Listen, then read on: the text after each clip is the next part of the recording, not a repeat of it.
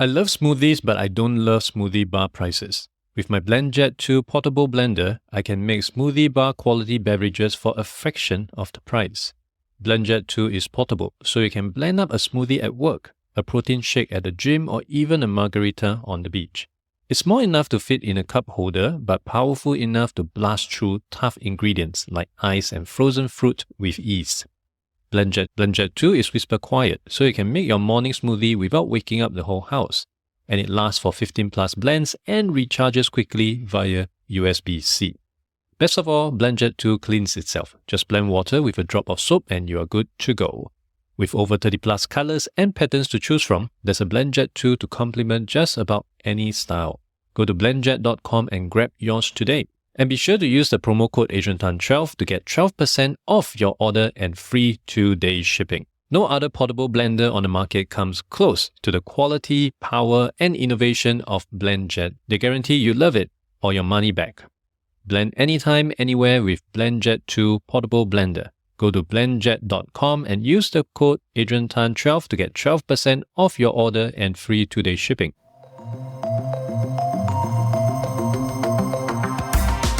Hello everyone, welcome back to another episode of The Adrian Tan Show. What do you think is the hardest part about being a CEO?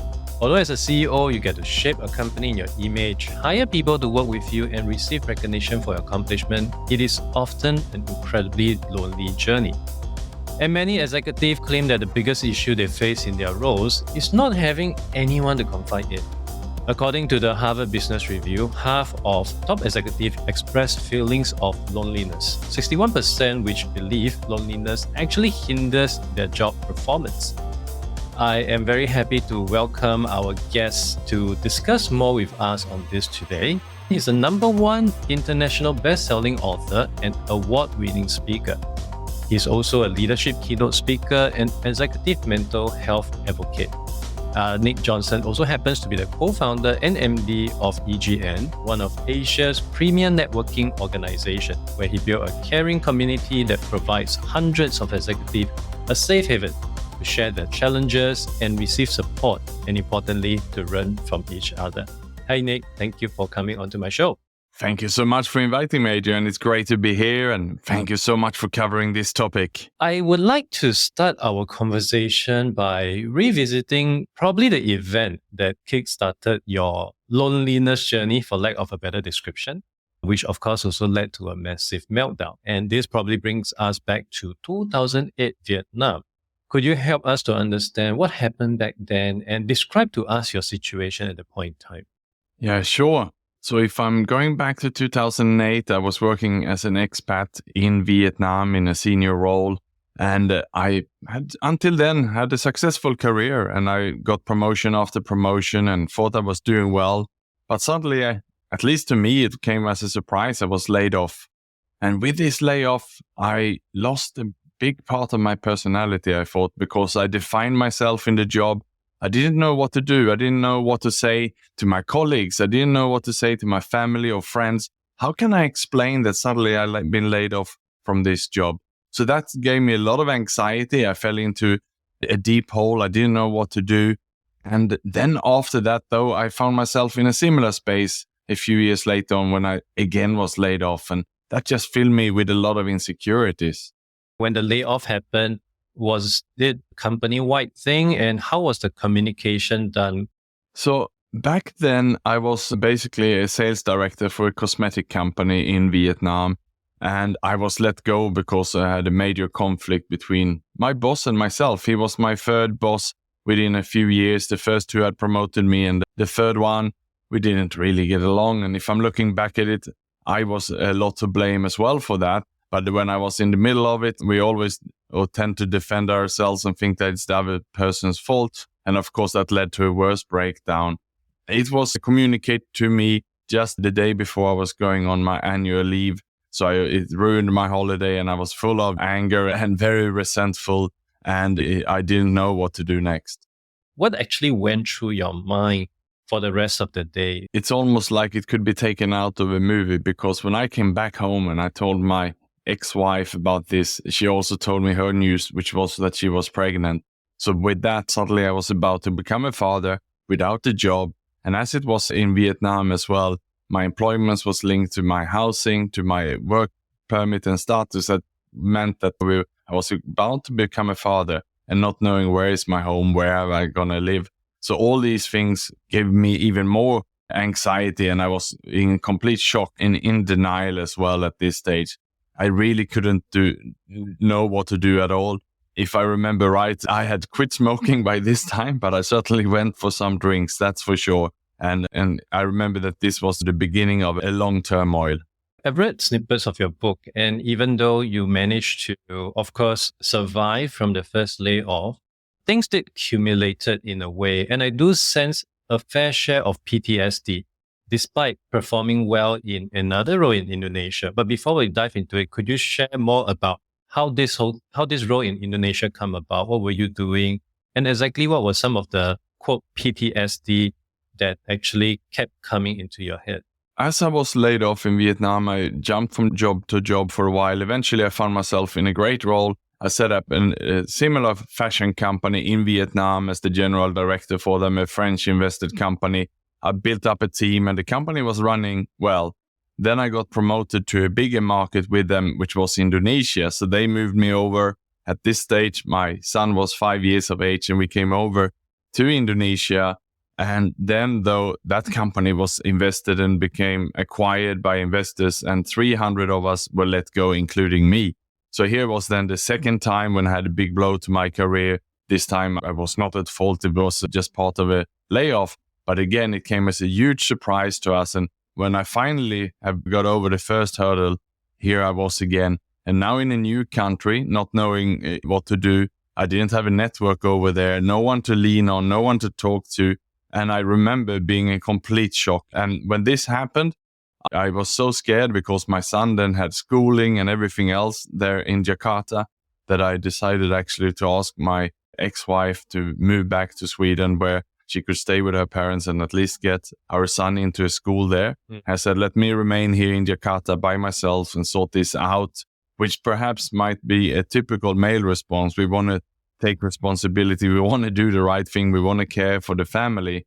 But of course, my way of acting was in panic mode and it wasn't the right path. So that again led me to an even more downward spiral where I was completely lost and again jumping from job to job, isolated, alone in a new country. When it comes to the isolation part, is that something that comes naturally to you because of your personality, or was it something more of a choice because of being in a new country? I think the higher achiever we are, the lonelier we can get, because if you're trying to always look great on the outside, especially everything is looking fantastic on social media, we have all these awards, we're getting promotions and we share all this great news.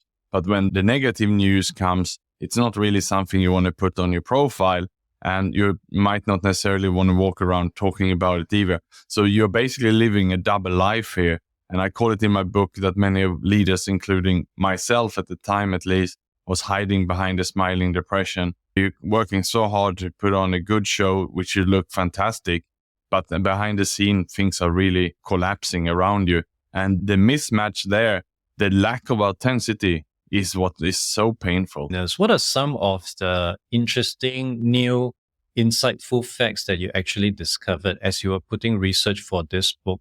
And how prevalent is this issue of executive loneliness? As I was researching for the book, I did a survey and also did one-on-one interviews, and I was quite surprised how common these feelings of isolation and loneliness is in senior roles. So what it told me was that I'm not alone. From my research, about 30% of the senior executives in Singapore either feel or have felt isolated in their workplace and that they have no one to talk about this. What they say when you ask them about this was that I cannot really talk to my boss. My boss is sitting in US or Europe and they maybe don't really understand the Asian market and they're in a different time zone, and talking online with them, I cannot really do that. They have their own agenda. They follow up on results and I need to make sure I'm on top of things. The last thing I can do is start talking to them about my issues. Then they say, I cannot really also talk to my team because I'm there to motivate them. I'm the leader for them. So therefore, they end up keeping it all inside. And as you said also in the intro there, Adrian, They are perhaps paid, they're expected to be the leader, to be the driving force. And if we're looking in Singapore, many are running regional roles, responsible for the region, high pressure, and therefore they are left with these feelings of loneliness, which is what I felt in my roles. So my conclusion here is that it's much more common than we think, and also people are really not willing to discuss it. It's something that they keep for themselves. What are some of the things that we actually lose out if we continue to bottle all this issue inside of us? As I mentioned earlier on in a HBR survey, they do find that it has probability of hindering job performance. Is that what you're seeing in your research as well? Yes, absolutely. And as I've been researching this and really interviewing executives and so on, and these days I found another way also, and that is by leading with vulnerability as a strength. It's traditionally seen as a weakness. And now, though, I've seen on the other side that it can be a strength. And what I mean with this is that you as a leader can create a culture where it's okay to not be okay. You can also create a fail fast culture where instead of blaming people for mistakes and failures, you see them as learning opportunities. And as you do that from the top, you're creating this culture where it's okay to say that something went wrong. And if you as a leader then open up first, you do this both in regards to your personal life. When you're talking to your team, sometimes if you're going through difficult times, you're sharing about that, something that happened to you or your family, so that they see that you are human. Next time something similar will happen with them, they are likely to also share. And that's how you bond, how you're building the relationships on a personal level. And on the professional level is indeed when a staff member have made something wrong, or when you have made a mistake, it's okay. We discuss it together. We learn from this, and then we move forward together. Then you create this warm culture where people will not isolate themselves. And you as a leader then running this will feel included, and you will feel much more open. I do see glimpses of my life as I read through the paragraphs and chapters. It is really a no-brainer to take those approach. But for someone who perhaps has been confining him or herself, spending too much time in his or her head, what's your suggestion on taking the first baby step to get out of the shell, get out of his or her prison, to really move into the direction that you have just charted? It is about deflating the ego, because many times leaders, business leaders especially, perhaps are high performers driven people, many are perfectionists, graduated on top of class with scholarships for university, and then find themselves being promoted. So it's about really taking a look at them oneself and really trying to change how you are as a person. That is not all for you. It's more also to supporting being of service for others. And the best way of doing that is by being part of something outside your workplace. It can be anything from what I do these days. I'm a fundraiser and volunteer for the Samaritans Suicide Prevention Agency in Singapore, where you will be among other fundraisers or volunteers to do something, to get out of yourself, to see that there's actually people out there who are struggling. Then you will be grateful for what you have. And you're also stopping all that negative voice internally. The self-pityness will stop as you're getting out of yourself. It doesn't have to be a charity. It can also be getting a coach, a mentor, someone who help you to help you to become more vulnerable. And a third part is, of course, what I do for a day-to-day basis now, Adrian, where we're running confidential peer groups for senior executives where they can actually discuss the work-related challenges they have. So what they do then is they practice the vulnerability muscle, that by learning to speak up about your work-related challenges, getting support to solve them, then that creates a good habit, because it's a good feeling afterwards when you have been vulnerable, someone has helped you, you solved it, and you can move forward. And step by step, then we are learning to become more open. And that is an amazing feeling. So the first step is really trying to deflate the ego, which usually is tied into many things that we perhaps have placed an overvalue on. I remember when I was hugely in debt, I kept thinking to myself, it's the end of the world, until I went to Credit Counseling Singapore. And I realized there are people who owed the bank $1.25 million, $2 million, and so on. It did not change the fact that I still owe the bank $900,000, but it did immediately, instantaneously give me a very different perspective on the shitty problems that I have for myself. I also want to draw attention to, again, some other parts that you mentioned in the book, in which you actually had an injury or somewhat happened to your leg where it swelled up to, I was looking at a picture, I think almost the size of a honeydew or a small watermelon. And that actually came about through accumulation of things. Could you help us to understand more on that and how it all accumulated to that incident? Yeah, so if we take us back to Jakarta, Indonesia, where I was laid off from my second job and I was jumping from job to job, I started to also lose my good habits. I used to be quite disciplined with my diet. I used to have a good exercise routine. Those habits were suddenly not there. I changed the healthy diet for fast food and I changed my exercise with alcohol. I tend to go to the bar to drink. I thought I have to go out and network. I need to be social. Otherwise, I won't find a new job. But with that came bad habits. I started to consume too much alcohol, gaining weight. And between 2015 to 18, I jumped from job to job. And it was a downward spiral until 2018, where I found myself in Singapore. I was moved with one of my companies there and I hit rock bottom. I hit what I call my rock bottom. I had lost my fitness. I could hardly go for a walk and I had become addicted to alcohol and I was full of anxiety and also in debt. And I really thought that life was over. At that point, I wrote my will, my testament, and I really thought that life was over. Did it also lead to any signs of suicidal thoughts for you? I was not yet at the phase where I was suicidal, but all my preparations were exactly as if someone was suicidal. When you start to write your testament, your will, when you also send your bank documents, which I did to my parents, to my son, to my ex-wife, I prepared all of these things. The reason I did that was because I couldn't break the pattern of alcohol at the time. I'd become an alcoholic. And when you have to take that morning drink and that is running your life, and as I was looking at my swollen foot and my health deteriorating, I didn't think I would have many months to go. I was going to many hospitals, getting my heart checked in Singapore and so on. And it was not much good news with me. So therefore, indeed, I thought life was over. So it really all compounds, doesn't it? Just from a loneliness aspect, it will lead to other stuff, behavioral change, habit change, which lead to, of course, you going through those many different visits to the hospital. What was the pivotal moment? What was the exact day and time that actually triggered that wake-up call for you? And what do you do on that day? Yeah, so at this time, I was completely isolated in all these feelings. No one really knew. On the outside, it looks good still. I'm still having a good career on Facebook and LinkedIn, happy pictures. Yes, you could see I gained some weight. If someone had a look at my foot, of course, they could see it. But I was at that time hiding and I didn't want to show anyone that. So again, on the outside, everything looks good. But what I decided to do at this stage was to tell one person. And this was a woman who is today my wife, my new wife. And as I told her, I immediately started to feel better. It felt like something was lifted from me by just speaking up. It was like I revealed my secret. And immediately after I told her, she brought me to a doctor and she told the doctor the truth, what was happening. And very quickly, of course, I got the right support, the right help. And then within 24 hours, I was also in a recovery program with other people who had issues with alcohol. So I got support with that.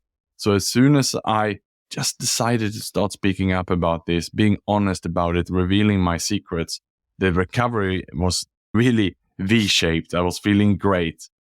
It must have made you regret not speaking up even earlier, right? Because it seems to just kick off and skyrocket from there. And the moment of speaking up, was that very hard for you to get through that hurdle? Because I often find myself having trouble sharing certain things. And I would realize maybe it's more of a personality thing. I would play out the scenario in my head for a few hours and the scenario would not even happen eventually. And over time, it's just, okay, screw it. I'm not going to do it. And then I live on for another day with regrets, of course. How do you advise someone who may be going through such things? Is there some tips or advice that one can really think about and to apply in order to really stop the narrative in the head and bring it out in the open? Yeah, we need to break that pattern. And I was laughing when you sharing that idea. And of course, I had those feelings. And for a long time, I knew I had to talk about it, but I didn't want to do it. So I think it's very common for people to putting that aside.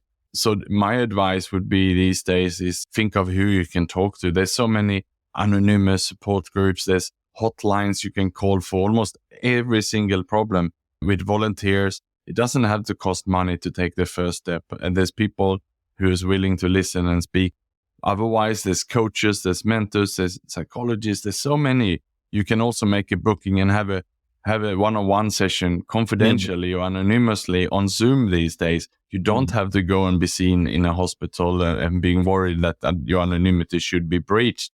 So if you have any questions there, rather than having that tape recorder playing in your own head with all the negative thoughts, break that pattern, talk to someone, because I learned that a problem shared is a problem halved. And that makes a huge difference. If you are feeling really bad, if you can halve that feeling, then you're going to be back on the right path again. I also want to touch on some of the stuff that you observe, the good stuff that actually happened to you once you decided to break the mold, once you decided to step out of the shell and started sharing and everything just skyrocketed. What are some of the good things, the expected one, and especially the unexpected one that came in your way once you decide to go in a completely different direction?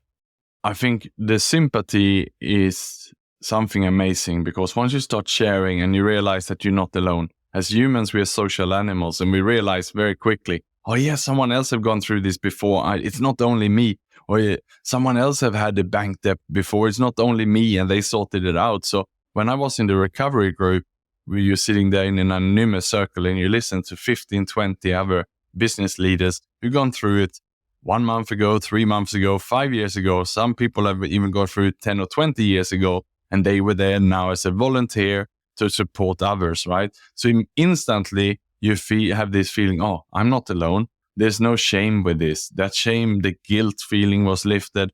And so that is really my advice. Find your group where you can share it and learn to feel better about it. And then you can use all your weaknesses, you can turn into strength. And your experience can be valuable to help another human being. And this is when we feel great. When I was still undertaking some volunteer work, I do feel better, even just after a short session. The act of giving, the process of giving really brings about certain emotional change, some chemistry happening in my body, which I can't really better explain. On that notion, I think it really helped us to understand again the magnitude of this issue that many top executives face. Another thing I just want to understand and take from your opinion is what you've gone through was during a period in 2008 and maybe a few years after that, which was a different era altogether. Right now, we have the prevalence of social media, you have your cancel culture, etc. How do you think executive loneliness has evolved since the first time you experienced it? Given that we are much more connected right now, do you see this happening less? Or is it actually somehow paradoxically much more common because of all these different inputs coming to us from all directions? Yes, you're so right here, because the world is definitely different post-COVID now. We are more working remotely. We use more digital tools, and therefore we are more empowered as human beings and more responsible for being disciplined with our own lives. And this doesn't only mean that we need to eat well and exercise and all these things, but we also need to really be making sure that we do get social interactions. Myself, I'm an introvert, and I'm aware about that. I'm very comfortable working remotely by myself and online the whole time. I have no issues being on the show with you, talking one-on-one like this, Adrian, but you put me in a networking event, despite I'm running a networking company, being around 50 people, I will still, even today, I will feel I'm a little bit out of my comfort zone walking into a room full of strangers. But I need to do that because the feeling afterwards when I have connected with them is fantastic. So it's just like a workout in that sense. So my point here being, we need to make sure that we get social time. If we're especially working remotely, using on virtual meetings the whole day, we need to belong to some cycling club, join a swim academy, or go and join a local church or whatever it may be, where we can actually meet other people, interact with them, because we still need to fill that gap. If we're not interacting with our colleagues the whole days, we need to make sure that we do it. And at the very least, get away from work. So for yourself, what kind of external interest groups, etc., are you part of over and above the networking groups that you're currently conducting? Yes, so exercise is a big part of my life. It was before I had my personal crash, and once I come back together, I enjoy it even more so, eating well and exercising. So what I always do, I do triathlon, so I join swimming clubs, running clubs, and cycling clubs. That gives me 3 different kind of associations, and also you have the triathlon association. So I try wherever I go in the world, join these. Plus I have my recovery group where I'm trying to give back to other people who now fall into alcohol addiction. So wherever I travel in the world, I look up, even before I travel, I look up where is the local chapter of this organization. I try to even book my hotel perhaps next to it or close to it, and see the times, and then I come there to share my experience, because there might be someone there who can learn from them. So in that sense, I make sure I get my exercise, I get my dose of social interactions wherever I go in the world. And in that sense, I can recommend it to everyone to look up some sport associations, but also some other organizations where you can make a difference. Thank you so much for the advice. I have learned so much from this conversation today. Anything else that you'd like to touch on? I think just a very final remark that I like to leave to all listeners: no matter how painful it is, the thoughts you're going through, how isolated you are, there will be someone you can talk to about it. And don't be scared to reach out, and just go into a search engine, punch in your problem, no matter what it will be. If it's alcohol, drugs, or gambling, or if it's something work-related, there will be anonymous support groups for this as well, which is what I'm running myself. But there will be someone there who has gone through it before, so don't try to solve all the problems yourself. Crowdsource your solutions together with the support of everyone else, because you're not alone out there. Someone else who have been there, done that, got a t-shirt, and will be more than happy to support you. And for people who may be keen to learn more about yourself, your networking session, and also importantly, you might want to check out your book, where can they go to? So I'm quite active on LinkedIn, like yourself. They can look up Nick Johnson on LinkedIn. That's NickJonson. If they want to find my book, it's called Executive Loneliness, and they can find it on Amazon. It's also available on Audible as an audiobook.